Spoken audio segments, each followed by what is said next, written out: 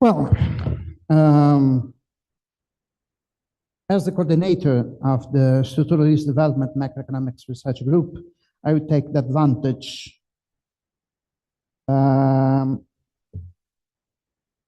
just a moment.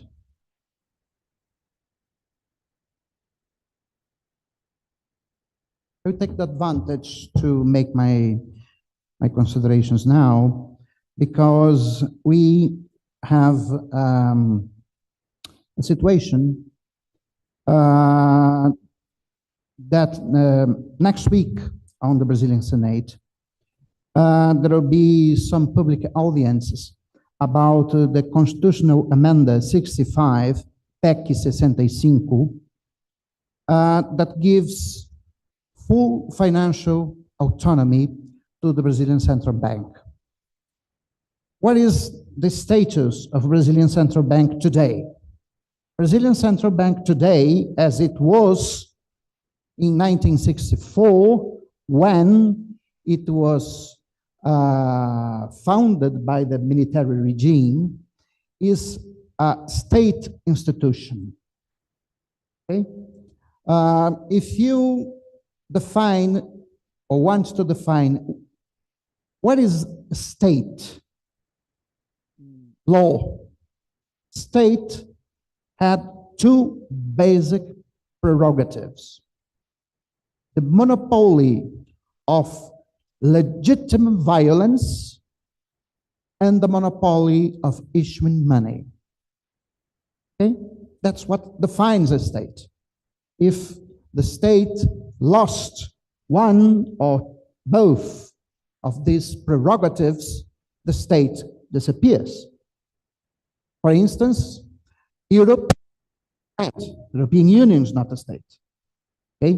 Because the European Union does not have the right or the monopoly to the use of legitimate violence, neither the monopoly of issuing money. The monopoly of issuing money is given to us in a central bank that basically no country of the European Union controls. Well, what this proposal, our Constitutional Amendment 65, tries to do is to transform the Brazilian Central Bank in a state-owned enterprise with its own budget, with autonomy, including to setting the wages of the board of directors according to what they want to do. This is a piece of the destruction of the Brazilian state that began many years ago with Temer administration, with Bolsonaro administration, and is conducted by the man that is appointed by the former President Bolsonaro to be the chairman of the Brazilian Central Bank. During his mandate in Bolsonaro government, the National Congress approved the first, for the first time, the formal autonomy of the central bank, in the sense that the chairman and the board of directors had a fixed mandate. The idea, according to the conventional mainstream literature that we know, neoclassical economists, Plosser and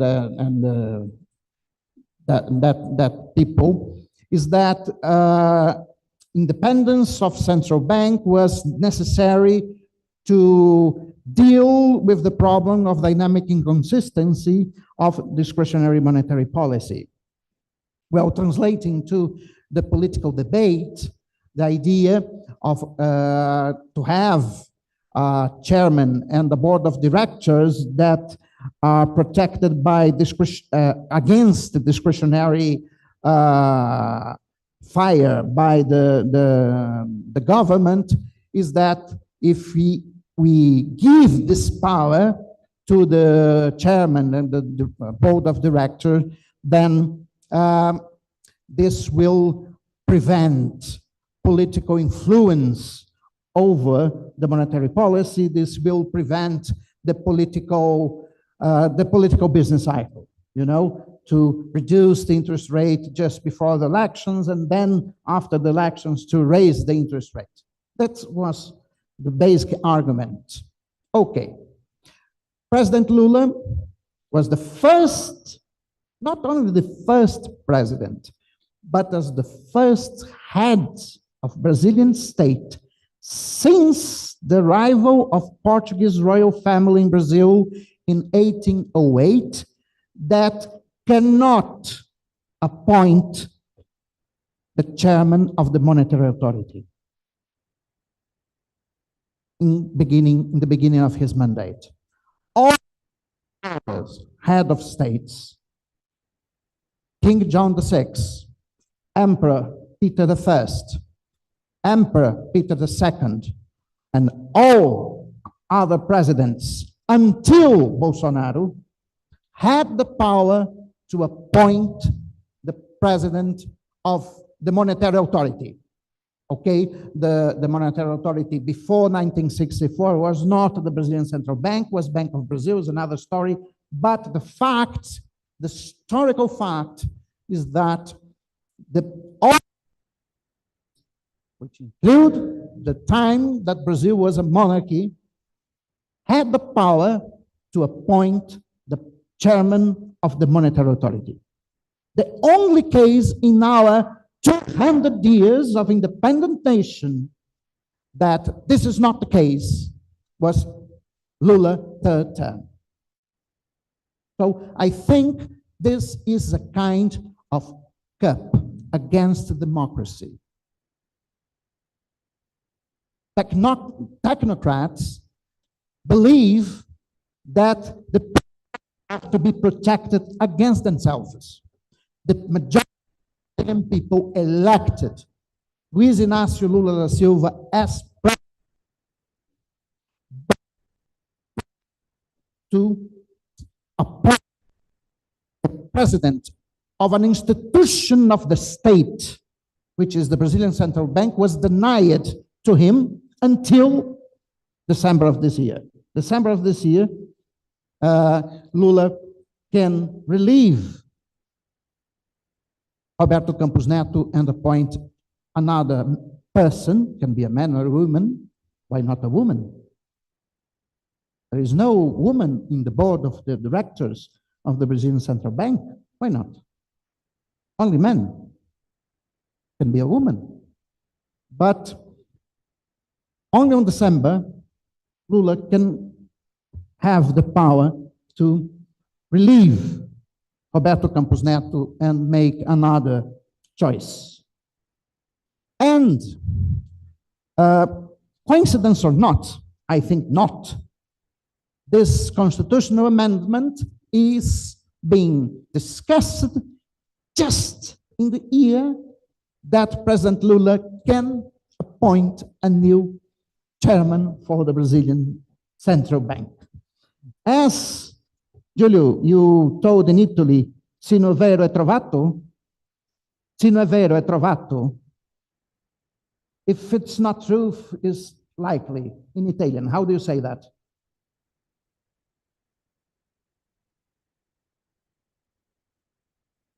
Well, it should have that exist. Well, okay.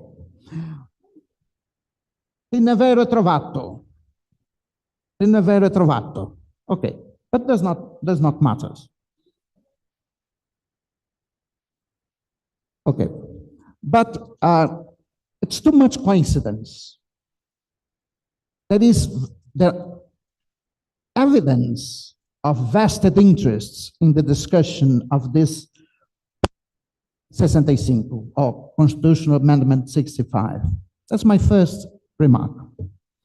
The second remark, I told this yesterday, is that we need to change the institutional arrangement of the inflation targeting regime. The inflation targeting regime was adopted in Brazil in the middle of 1999. Since the adoption of the inflation targeting regime, our average rate of inflation was 6% per year.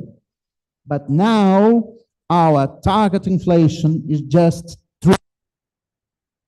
For me, makes no sense to try to achieve a target that your historical experience or simply can't able to do it. Maybe you can discuss why Brazil, after 25 years of inflation targeting, had an inflation of 6%, not a lower rate, 5, 4, 3. We can discuss that. I have my own explanations for that. I told yesterday, and Julio, after asked me about that in the dinner, that is the continuous indexation of the Brazilian economy.